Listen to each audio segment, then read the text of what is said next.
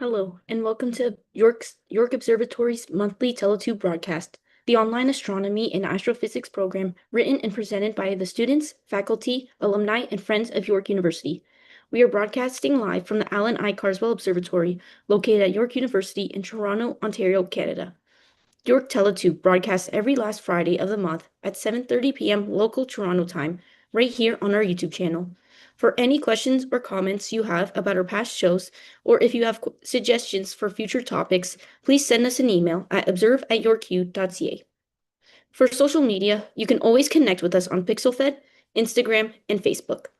We would like to inform you about the Summer 2026 Astronomer in Residence program.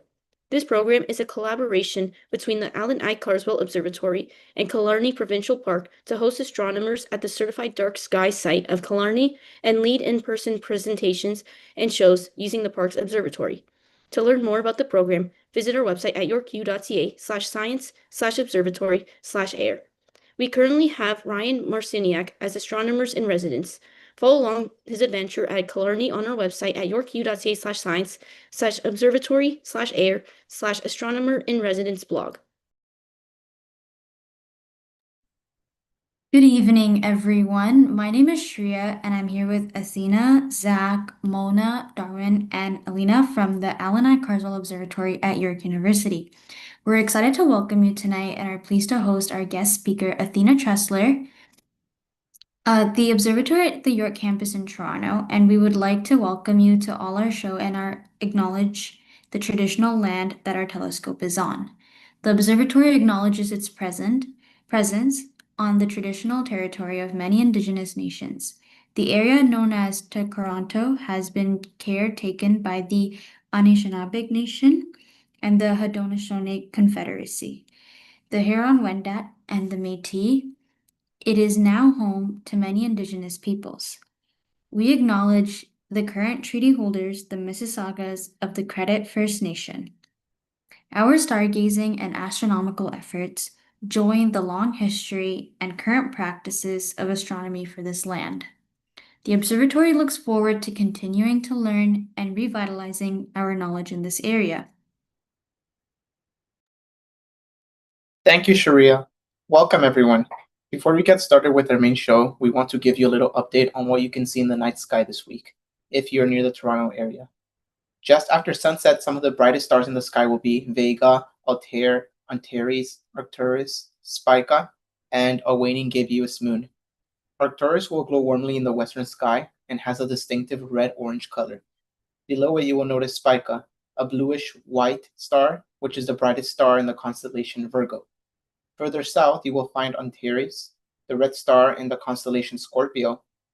As darkness settles in, an easy pattern to trace will be the summer triangle formed by the stars Vega, Altair, and Deneb in the night sky.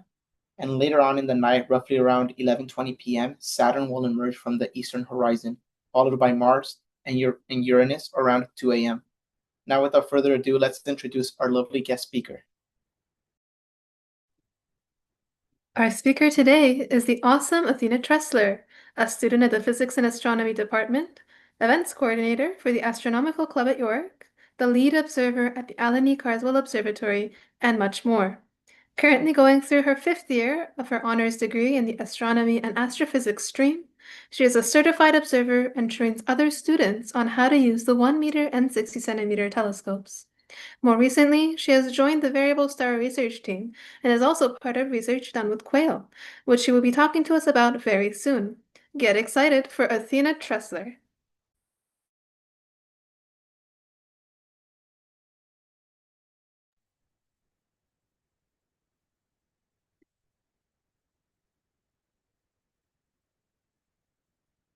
Hello, everyone. So my name is Athena, and I'm an undergraduate student in the Physics and Astronomy program at York University.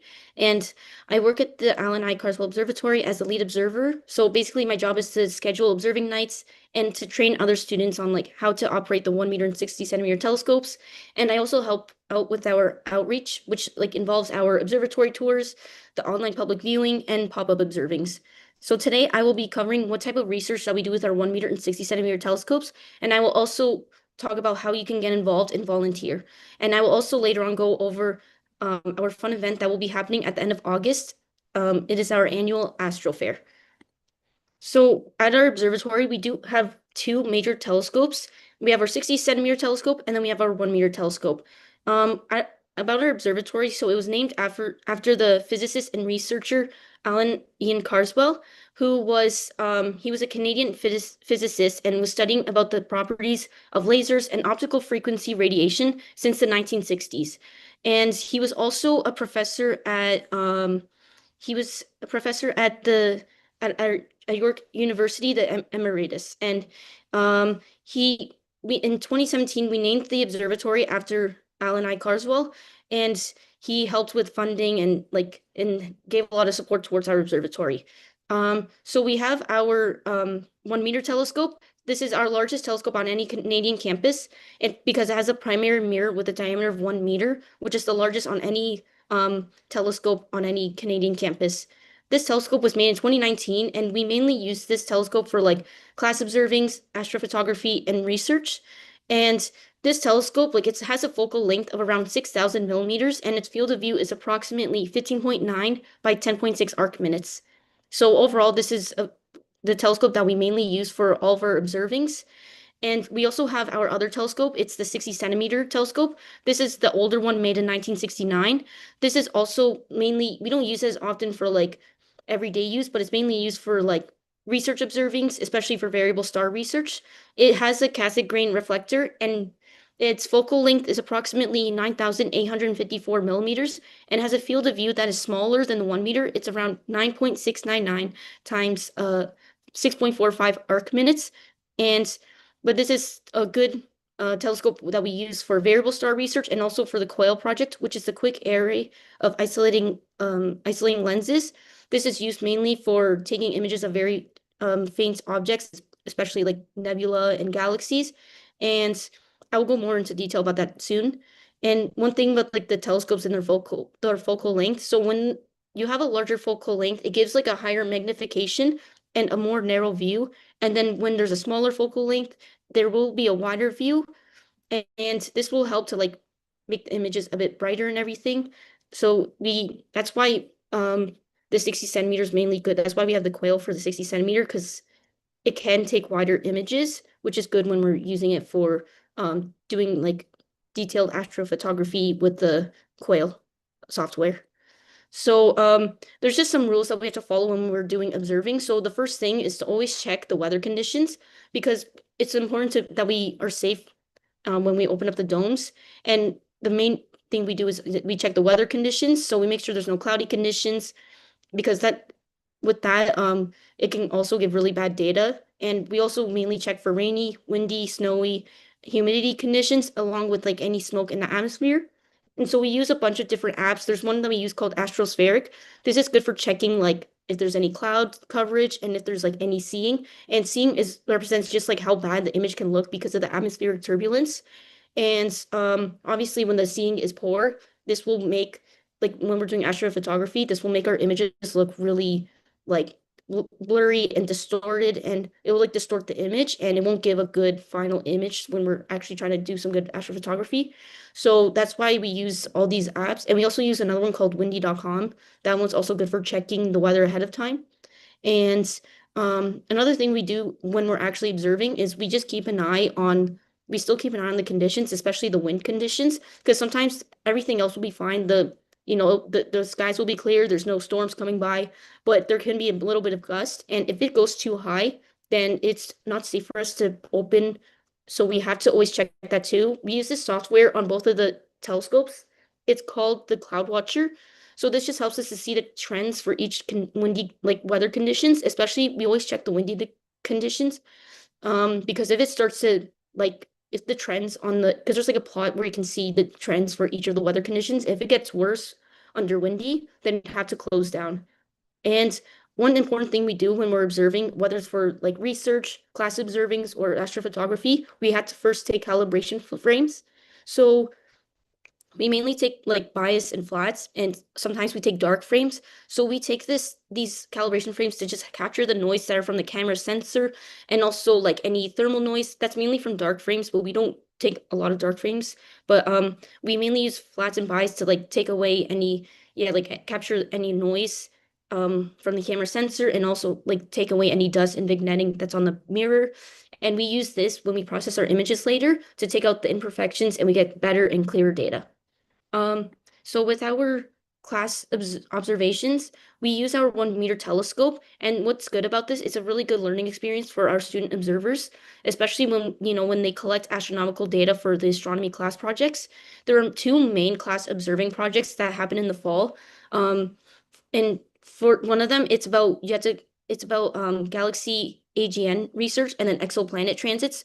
So in the galaxy, for that project, the students in that class will get assigned a specific galaxy. For example, like when I took that class, I got NGC 7479, and this is like a Bart spiral galaxy, and this one's really far away from us. It's around 110 million light years away.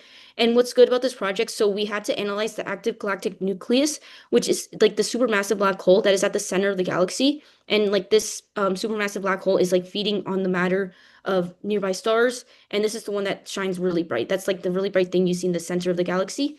And so when we do these observings, we first take calibration frames. Like, as I mentioned before, we take bias, flats, and sometimes darks, and we take around 100 light frames of our galaxy. We take it in mainly in the red filter. And once we collect the data, we then had to use this astronomical software called IRAF and DS9. This just helps us to reduce the raw data and also look at each of the FITS files, like the raw data. Because sometimes it's hard to like interpret it or see images of it because you have to open it on certain softwares because it's not like a PNG file or like a JPEG file.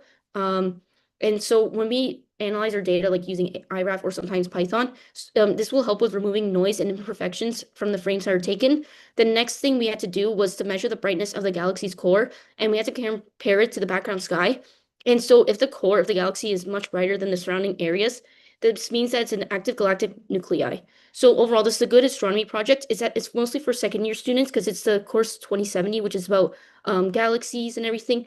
And it's a very important astronomy project for like undergrads, and it helps them to understand how to do professional image, like how to detect supermassive black holes and just how to overall take some good astronomy data. And then there's a third year course, which is 3070. This one's about exoplanets. So in this project, you'd have to collect data from the 1 meter. You have to choose an exoplanet transit, and you'd have to take around like at least a couple, usually at least like over 100 images for a couple of hours. Like it depends on how long the period of the transit is going. And you'd have to take images while the planet is going in front of the host star, because when you make the light curve, this will cause like a dip in the brightness. And also with the star's brightness, it also gets affected by the Earth's atmosphere. So we had to use this technique, which is called differential photometry. So you choose many reference stars that are in the same field of view of the image you're taking. And like you take like the reference stars that basically aren't changing much. You measure their brightness, and then you use that as a baseline. And then after that, you would have to divide the target star's brightness by the reference star's average brightness. And this takes away any atmospheric noise and giving like a transit signal. So it's good to have in the light curve, you want to have like a dip in the brightness so you can see that there's an exoplanet's existence. And this is also good. So when you get your light curve, you then be able to determine the size of the planet and also its orbital period. So for this, you use Python, and there's specific libraries you can use, such as AstroPy and Photutils. You use this for data reduction and to also create your light curves.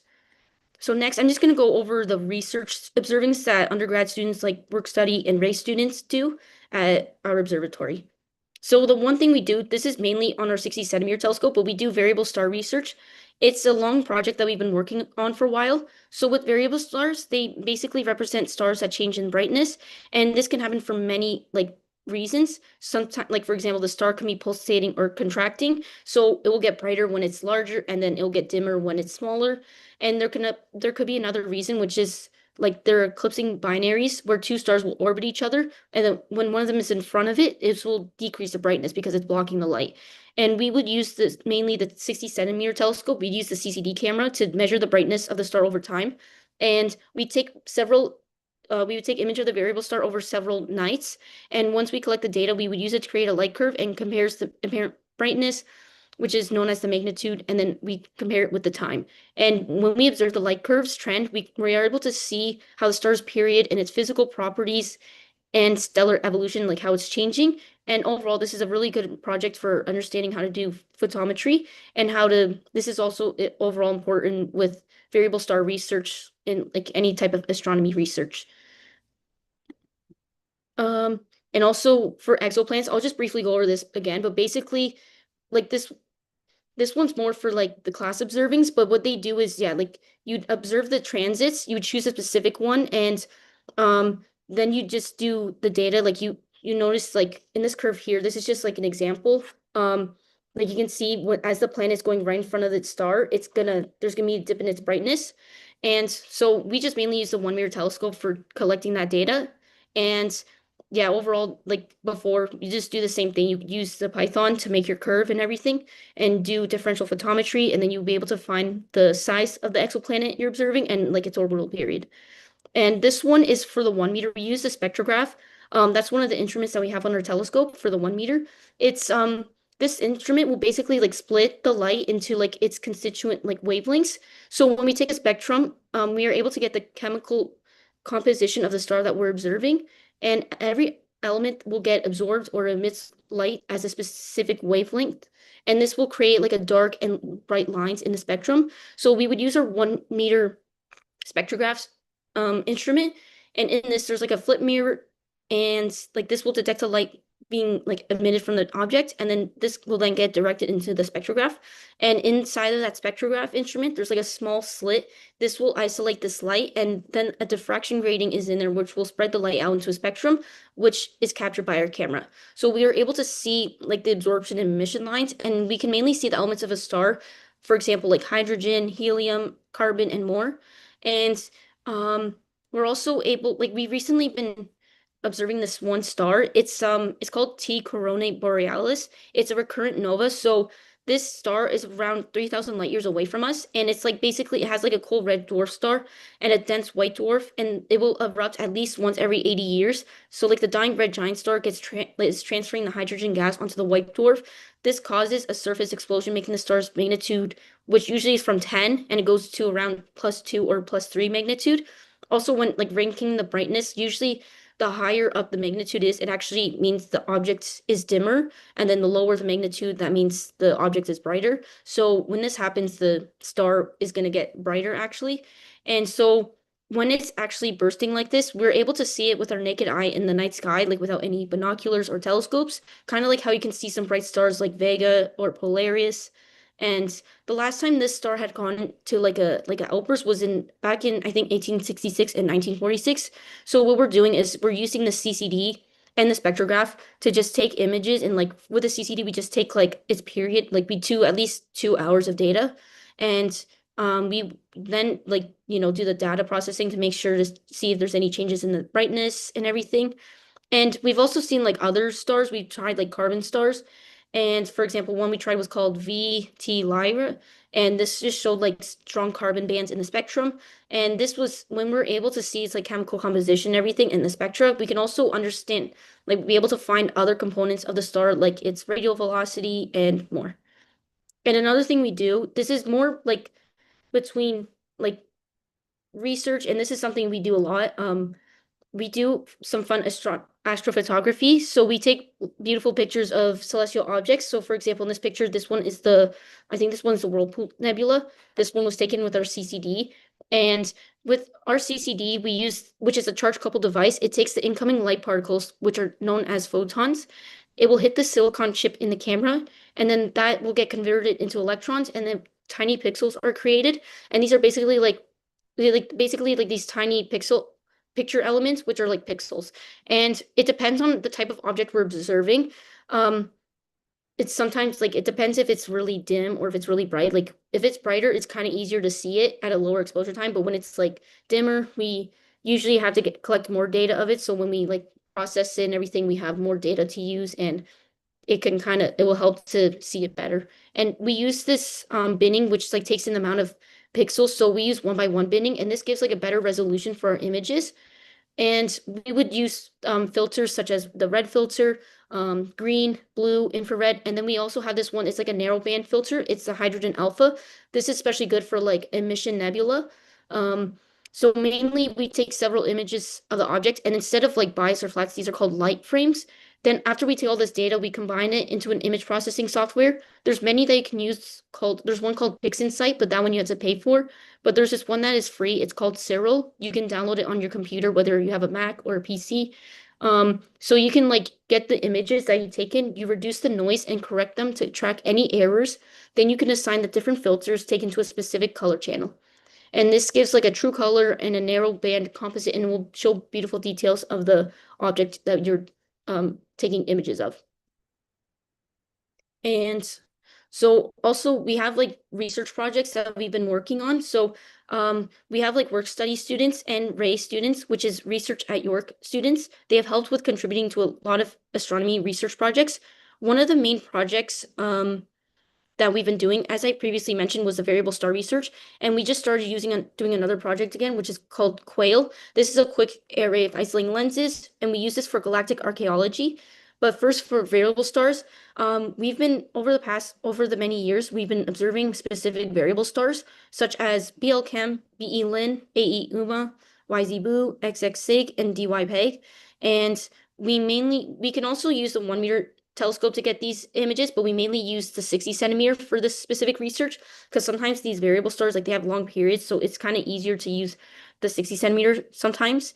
And after this, as I previously mentioned, we would check the periodic trends of the stars and we also want to observe to see how they're frequently changing. So example of like a variable star type, there's like mirror type stars, or there's also semi-regular variable stars.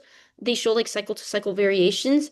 And we use this type of diagram called the OC diagram. So it's like the observed time minus the computed time. And these can be used to explain how the star's period is changing. And when we see like the different trends and everything, we can understand to see if the star is entering its new evolutionary stage and so forth. We also have because with professional astronomers, it's hard for them to consistently monitor all these stars, like thousands of these stars. So that's why they rely on observatories like the Allen I. Carswell Observatory and a bunch of other ones on the Canadian campuses or in Canada. And we capture all this data for the photometric data over the time. And as part of this project, I'm also getting trained to use the 60 centimeter telescope, and I'm also helping to train other students to help, to get more people to help with the variable star project, like research projects. And we also just have to check our older data and process it and understand if there's been any changes from like older data. And for this, we mainly use Python. And the other thing we're using is called Quail, and this is attached to the 60 centimeter telescope. So it has two 40 centimeter Canon lenses. They are mounted to each other, like side by side. So we use this for observing very faint objects in our night sky. And instead of it using mirrors, because both of our telescopes uses mirrors, they use lenses, which are good for observing dim objects better. When there are mirrors, sometimes there can be some random scattering, and this can affect the overall images. So there's a little more uncertainty when using them, like reflecting mirrors and everything. But these ones, the Quail, like cameras, they use like the lenses to gather light more efficiently, so we're able to observe these specific targets. And with the Quail, there's like a few filters that it uses. It uses a hydrogen alpha filter. This picks up like any hydrogen gas from like a nebula or a galaxy, and it has a neutral atomic oxygen filter, which detects any like oxygen abundance in the stars. And this is also good for studying like in the interstellar gas clouds. And there's also like a continuum filter, which basically takes any background light from the stars. And when we take these images with the filters, that we then get the continuum, it gets subtracted from these line images. And then what's left over is we have pure emission from the nebula. So overall, Quail is a really good like system in like camera for understanding like how the structure and the evolution of our galaxy happened, and that's what we're mainly using it for. Because we can also observe like nebula supernova remnants and like also planetary nebula. And it's overall an important project, and I'm getting trained to how to use it, so it's overall really cool. And yeah. We also have, I'm gonna go over the outreach that we have at the observatories. So every week, throughout the years, like over the all year long. Like we have these weekly observatory tours that take place on Wednesday nights, and these tours like just involve us showing like our observatory staff and our volunteers. They will like show the 60 centimeter and the 1 meter telescopes, and we will also like explain how they operate and everything. And sometimes it depends on the weather too. If because usually in the summertime we do it from 8:30 to 10:30. If the weather is good, we would be able to open up the 1 meter and do some live imaging, like live observing with one of our other instruments on the 1 meter telescope. And yeah, overall it's good. And you can also go on the website, yorku.ca/science/observatory/outreach. Through there, you'll be able to get a free ticket because that's the only way that like we can allow people to come in for tours. Just like you can get a free ticket through the York Observatory website. We also have online public viewing, which takes place every Monday at 9 p.m. So our online public viewing is where we have our York Universe podcast. And also one thing too, if the weather is good, we also do like live viewing from our 1 meter telescope. And also with the online public viewing, like with the York Universe podcast, they mainly talk about any interesting recent astronomy news. And we have those every Monday, and you can check on YouTube. Like we have our streaming on YouTube for those ones. And we also have pop-up observing. So we use our other telescope, which is in this image. It's the EV scope. This is outdoor. We usually do it near the York University station or at Downsview Park. We try to go somewhere where it's like there's a little less light pollution. We mainly do it in the summertime, at least like once or twice a month in the summer.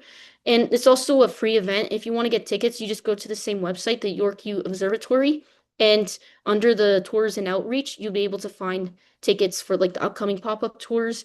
And yeah, these ones are pretty good. Like we usually just observe like any planets that are visible. Like recently we were observing Jupiter and Venus, and we can look at other cool celestial objects, especially like moon observing. We're able to get like really good detailed images with the moon using the EV scope. And also on August 29, we will be having our Astro Fair, which is an exciting event that we do every single year towards the end of the summer. It goes from 6 to 11 p.m. and this will take place on the Kiel campus near at the Life Science Building and the Petrie Science and Engineering buildings. We'll have many different booths from like different astronomy organizations, and we will also have like a planetarium and a live viewing with our other smaller telescopes. This event will cost, you have to get a ticket, and the ticket will cost $3, but overall it's a good tour and a good event, and the $30 goes towards our observatory, like goes towards repairs, and also goes towards our observatory crew and like our volunteers and work study students. And this event, it can be anyone can come from ages 5 and up, and you can also register through this website, the york.universitytickets.com, and yeah. And we also have, if you ever like want to volunteer, you can always contact this email, observe@yorku.ca. You can always, if you're like a student in any other like faculty, like any other program at York, like let's say you're like in a psychology program or like any other program, you can actually volunteer. And if you help with outreach a lot and like volunteer and help, like most of the time and everything, and you can reach out and you can even get a chance to become a work study student. And other ways you can also like check, yeah, like mainly just contact the observe@yorku.ca. And the work study and the research at York, the Ray positions, these are mainly open for students who are undergraduate and are at York University. But if you want to volunteer, like if you're from a different university, you can help and volunteer and with our outreach events. And overall, that's it. Thank you for listening, and thank you. I'm just gonna answer some questions now.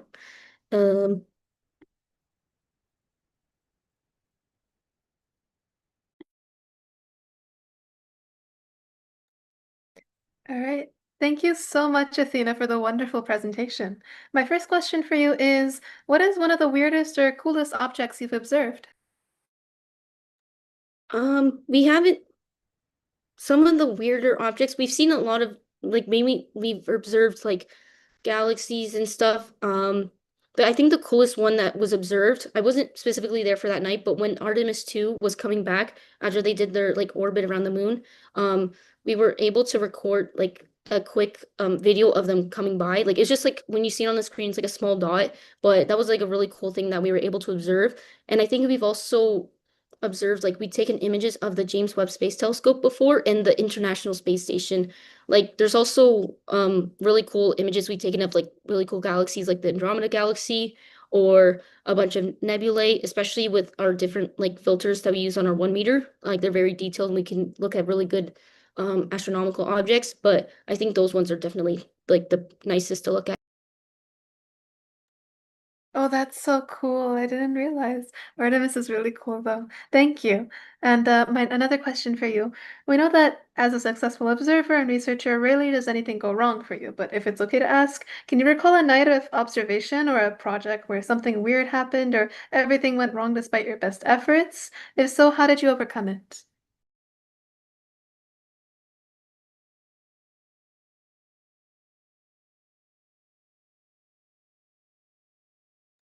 Sorry. Yeah, like sometimes there would be times when things would go wrong. Mainly was because like I previously mentioned it with when we like prepare, we always check like the weather conditions, like especially the wind conditions. There's been so many times where we would actually be observing really well, like getting a lot of good images and stuff, and then all of a sudden like it gets really windy, and then we just have to immediately close down. The Nothing really bad has happened. It's just mainly that, like sometimes running into errors with like the weather, and especially in the summertime, sometimes the humidity, especially this summer, it's been really hot. It's been hard to like sometimes the humidity goes up too high because there's a limit. If it goes over 80%, like 80% or over, then we'd have to close down for safety reasons. So definitely those are usually the times when things go wrong, even when we do everything right. Like it's just those like few weather conditions that just kind of stops everything. But yeah, the best thing we'd have to do was just cancel and then try again another night. Hey Athena, thank you so much for your informational presentation. I do have a question for you. So, are the outreach programs restricted for certain people? For example, do they have to attend York University as a current student to volunteer at the observatory? Um, that's a good question. For this one, like for the actual outreach programs, like, for like any of the work studies or the research at York, they do have to be an undergraduate student at York. But for any other volunteering, because we've had some students even from other universities, like the University of Toronto, we've had a few people like come to help with our like weekly tours. So if it's just for volunteering, you can actually just do like it's fine if you're not like a York University student, but like um if you're trying to do like the actual like the work study and all that, you do have to be a York University student and you have to be like a full-time student to be able to do our fall and winter the work studies or the in the summertime. Awesome. And a follow-up question on that, how do you recruit for work study?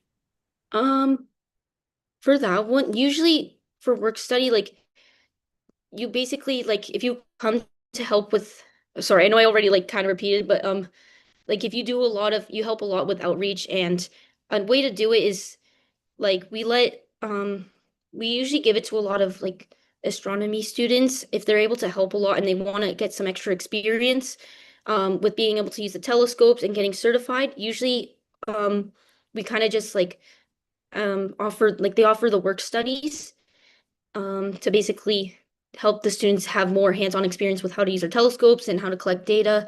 And also like it just gives yeah, like better experience, everything for them. It's also a really good thing to have like when you're an undergrad student. So mainly, yeah, for recruiting, if you like help out a lot, like you volunteer and everything, and you want more experience, usually they kind of look at students who are usually, yeah, like looking for any type of like research or wanting to do extra volunteering and stuff.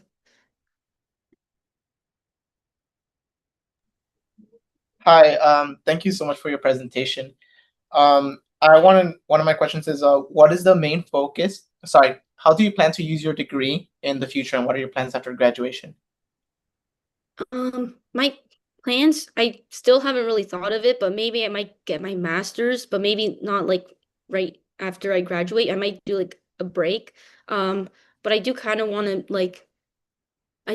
get my PhD and maybe become a professor later on, but maybe for now, like either that or like I can become a teacher, but then that's kind of still like kind of I still have to like think about it because I'm still not 100% sure yet because I'll be done within a year. So yeah, I think either do a master's degree or like work a full-time job for now and then like go back to school for more research, especially mainly like I want to do more about like mainly researching with like black holes or even galactic archaeology, which is what they're doing with like the Quail software. And yeah, thank you.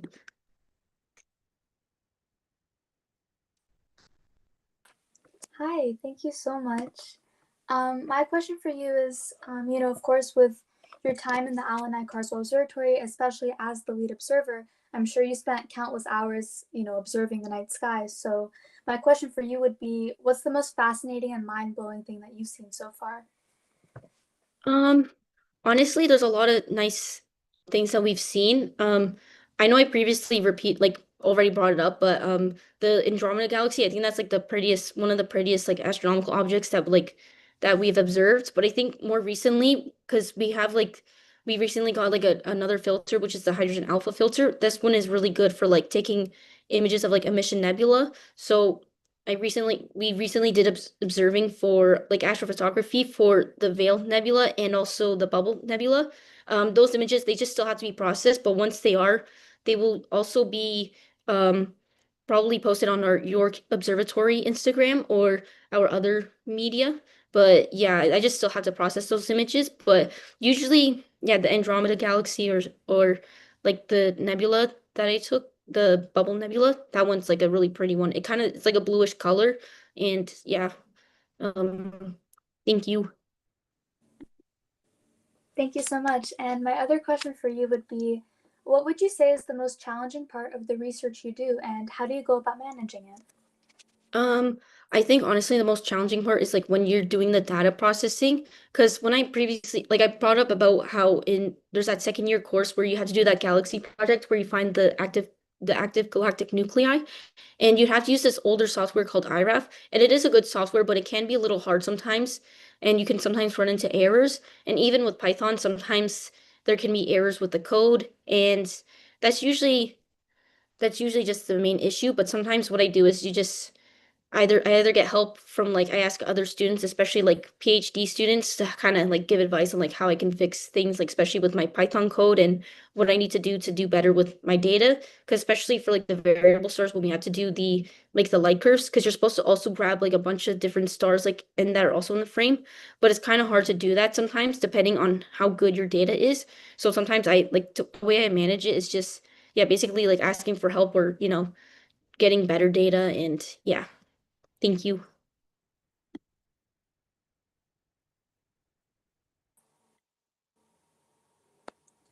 All right. Well, everyone, you've been listening to the Allen I. Carswell Observatory's weekly TeleTube broadcast, the astronomy and astrophysics program written and presented by the students, faculty, alumni, and friends of York University.